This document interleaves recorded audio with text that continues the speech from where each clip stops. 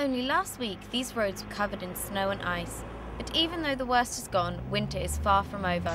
With national salt shortages and many local authorities struggling to grit their roads, how did Southampton Council deal with the adverse weather conditions? As time went on, it became clear that we were going to have a shortage of salt. That meant that we had to manage our salt supplies very carefully, not carry out as many salt treatments as we wanted, and only treat what we call our principal A routes, which are things like our arterial routes into the city, land around our schools and around the hospital. Southampton had to deal with the worst weather it's seen in 35 years.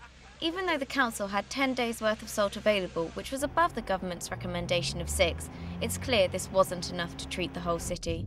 Icy pavements were treacherous for pedestrians who ended up walking in the street, and cars were restricted to main roads.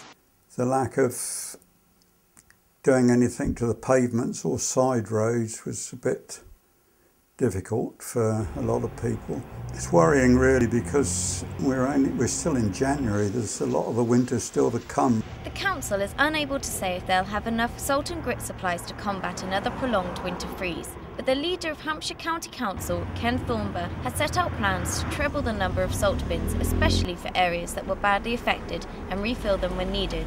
But with this plan still to be agreed, will the responsibility of clearing pavements and side roads be down to the public for the rest of the winter?